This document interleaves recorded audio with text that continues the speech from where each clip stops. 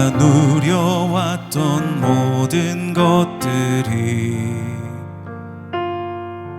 내가 지나왔던 모든 시간이, 내가 걸어왔던 모든 순간이 당연한 것 아니라 은혜였소. 내가 하나님의 자녀로 살며 오늘 찬양하고 예배하는 삶, 복음을 전할 수 있는 축복이 당연한 것 아니라 은혜였소. 모든 것이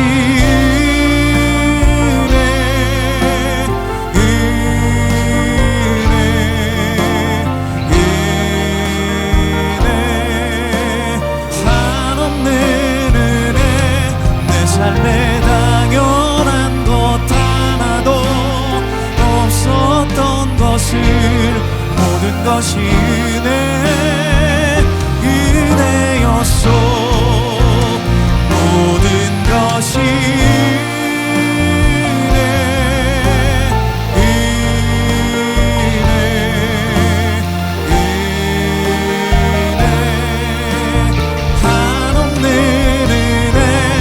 삶에 당연한 것 하나도 없었던 것을, 모든 것이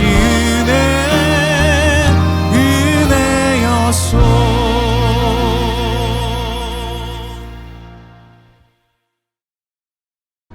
명절에 예배하러 올라온 사람 중에 헬라인 몇이 있는데 그들이 갈릴리 베세다 사람 빌립에게 가서 청하여 이르되, 선생이여, 우리가 예수를 배우고자 하나이다. 빌립이 안드레에게 가서 말하고 안드레아와 빌립이 예수께 가서 여쭈니 예수께서 대답하여 이르시되, 인자가 영광을 얻을 때가 왔도다. 내가 진실로 진실로 너희에게 이르노니 한 알의 밀이 땅에 떨어져 죽지 아니하면 한 알 그대로 있고 죽으면 많은 열매를 맺느니라. 자기의 생명을 사랑하는 자는 잃어버릴 것이요 이 세상에서 자기의 생명을 미워하는 자는 영생하도록 보존하리라. 사람이 나를 섬기려면 나를 따르라.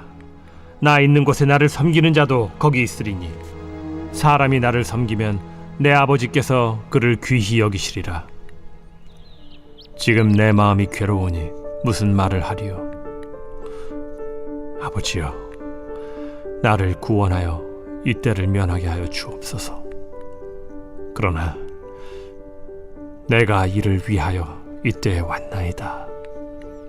아버지여, 아버지의 이름을 영광스럽게 하옵소서. 이에 하늘에서 소리가 나서 이르되, 내가 이미 영광스럽게 하였고 또다시 영광스럽게 하리라. 곁에 서서 들은 무리는 천둥이 울었다고도 하며 또 어떤 이들은 천사가 그에게 말하였다고도 하니, 이 소리가 난 것은 나를 위한 것이 아니요 너희를 위한 것이니라. 이제 이 세상에 대한 심판이 이르렀으니 이 세상의 임금이 쫓겨나리라. 내가 땅에서 들리면 모든 사람을 내게로 이끌겠노라. 이렇게 말씀하심은 자기가 어떠한 죽음으로 죽을 것을 보이심이로라. 오늘 예배 자리에 나오신 모든 성도님들을 주님의 이름으로 환영하고 축복합니다. 오늘 우리가 함께 읽은 요한복음 12장 20절부터 33절 말씀을 통해 하나님 나 잘했지요 라는 제목으로 하나님이 주신 말씀의 은혜를 함께 나누고자 합니다. 여러분 혹시 신의 악단이라는 영화를 아시나요? 처음에는 그렇게 많은 주목을 받지 않았다가 어느 순간 입소문을 타기 시작하면서 지금은 100만 관객을 돌파하게 되었습니다. 이 영화의 내용은 이렇습니다. 대북 제재로 인해 돈줄이 막힌 북한이 국제사회의 지원을 받으려고 기독교 가짜 찬양단을 만들게 됩니다. 평양에 교회를 세우고 부흥회를 열어주는 조건으로 지원을 받기로 약속했기 때문입니다. 이를 위해 신학의 신자도 모르는 북한 보위부 장교가 딱 2주 만에 가짜 찬양단을 만들어야 하는 기막힌 상황이 펼쳐지는 과정을 다룬 영화입니다. 이 영화를 보고 오신 분들이 너무 은혜가 있었고 감동적이었다고 말씀해 주시면서 저한테 강력하게 추천해 주셨습니다. 그래서 제가 영화를 봤습니다. 영화를 보는 내내 제 마음에 깊은 울림이 있었습니다. 특히 제 마음과 시선을 사로잡은 이야기의 흐름이 하나 있었습니다. 그게 뭐였냐면 바로 한 사람의 변화였습니다. 이 영화를 보니까요, 예수님을 믿지 않는 한 사람이 나옵니다. 이 사람은 북한 보위부 장교였습니다.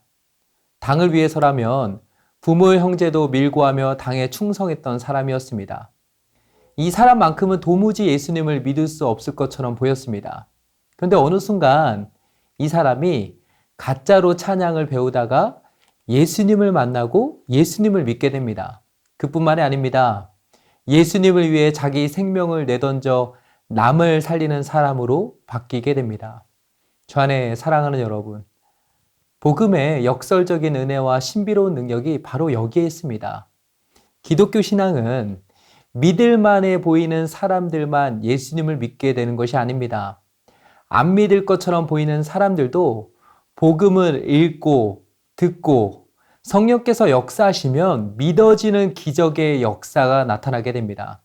그리고 이러한 복음의 능력은 한 사람의 인생의 가치와 방향까지 완전히 바꿔놓게 됩니다.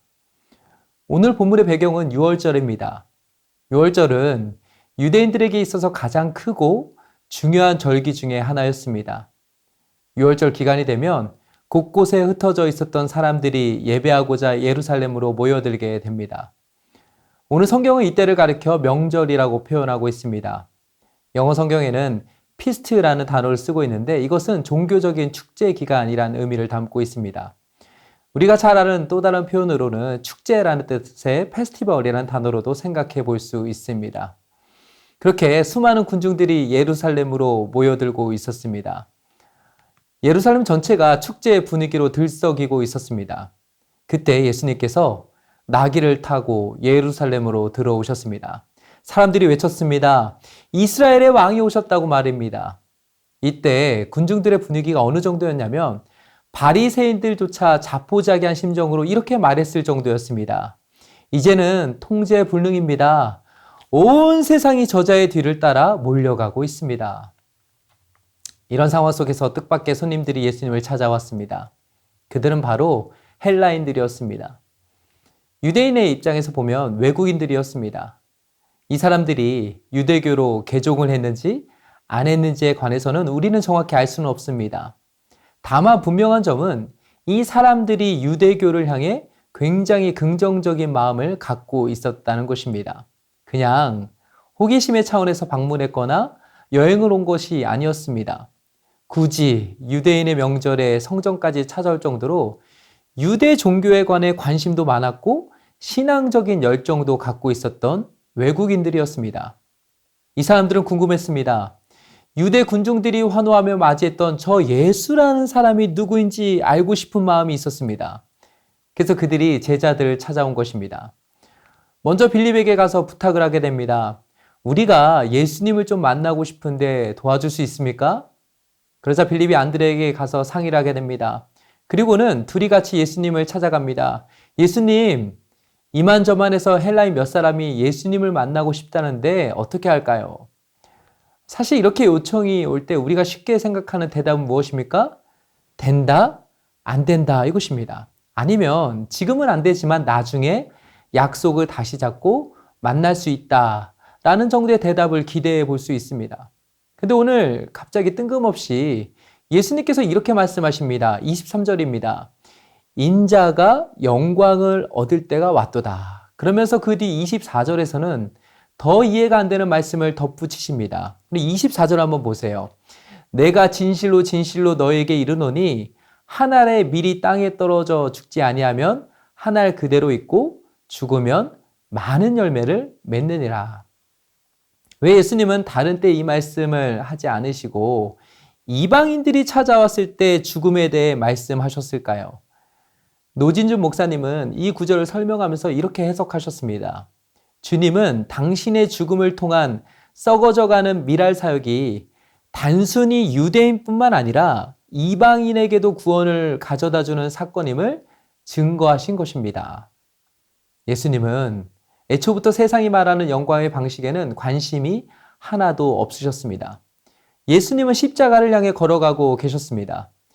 유대인뿐만 아니라 이방인까지 예수님을 믿는 누구에게나 영원한 생명을 주시고자 예수님은 자신이 죽어야 하는 그 길을 향해 한결같이 걸어가셨습니다.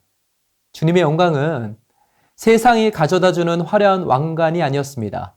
주님의 영광은 하나님의 뜻을 온전히 이루는 것이었고 하나님 아버지의 뜻은 십자가를 통해 얻게 되는 구원이었습니다.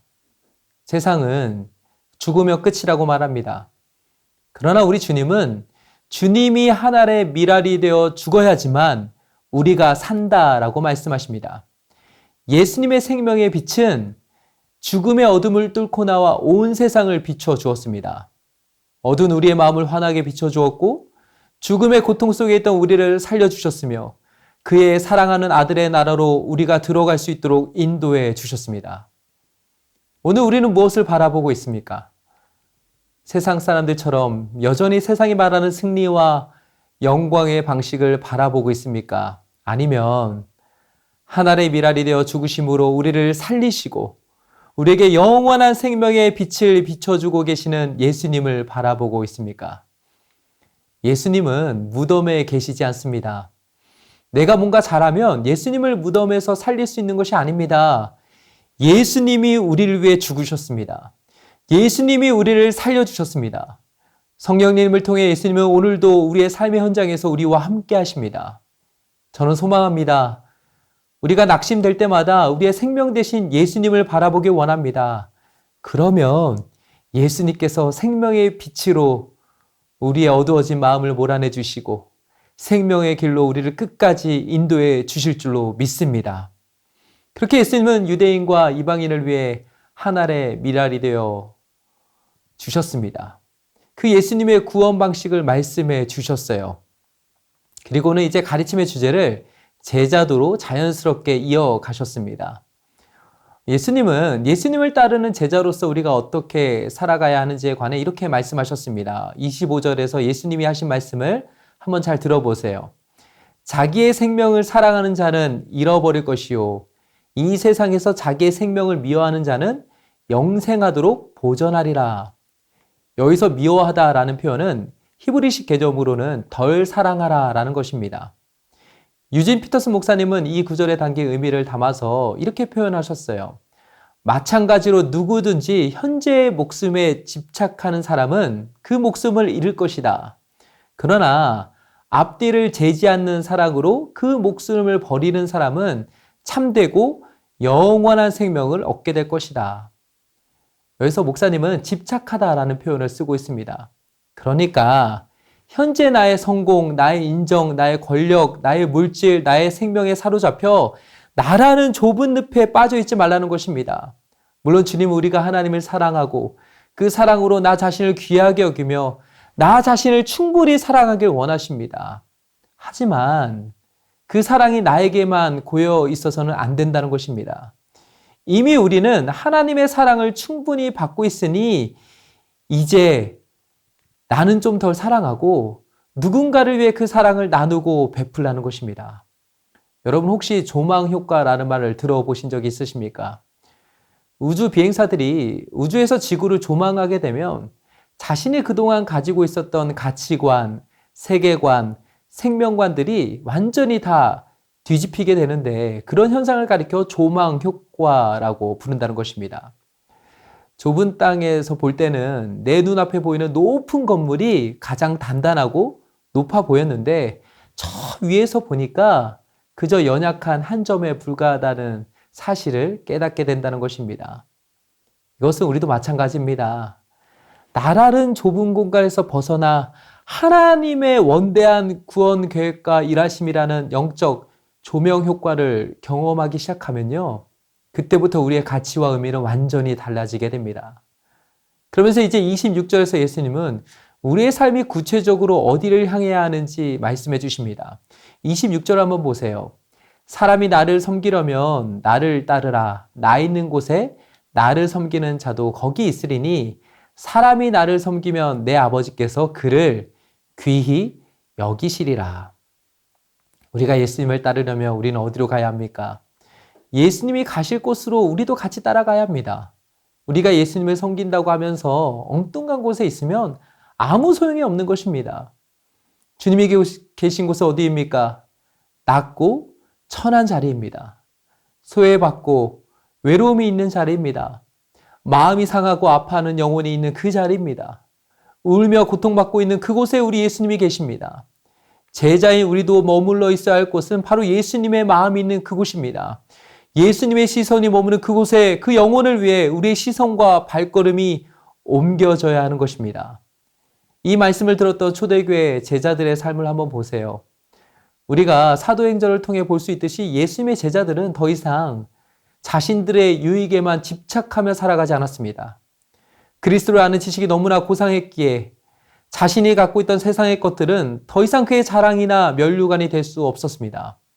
복음을 위해 자신의 삶을 내어주었습니다. 주님이 주신 마음이라면 기꺼이 누군가를 위해 희생하며 하나의 미랄이 되었습니다. 그들의 거룩한 낭비와 희생, 헌신을 통해 수많은 교회와 생명이 살아나는 역사가 나타나게 되었습니다. 이것은 오늘날 우리도 마찬가지입니다.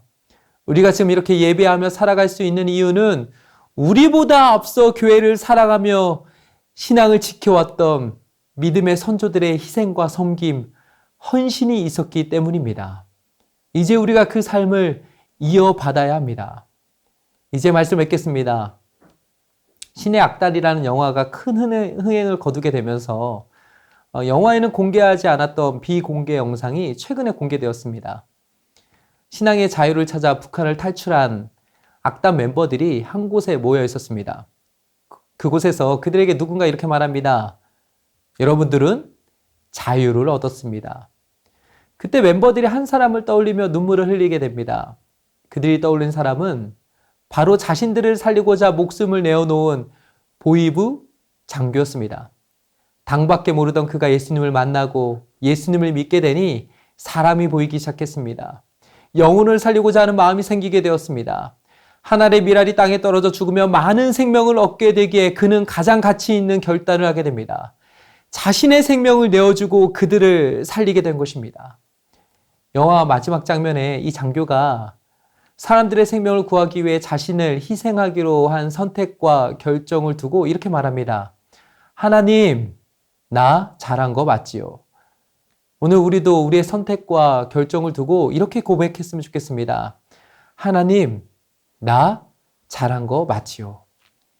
이렇게 고백하며 오늘도 가장 가치 있는 인생을 향해 살아가는 저와 여러분 모두가 되시길 주님의 이름으로 축복합니다.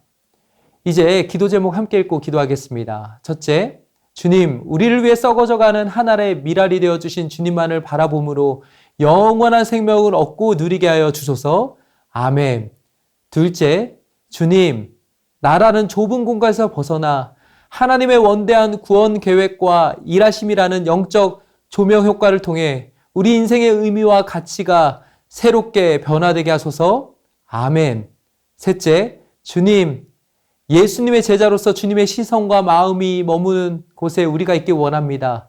누군가를 살리기 위해 우리가 밀알이 되어 희생하며 섬길 때 풍성한 열매를 거두게 하소서. 아멘. 다 함께 기도하겠습니다.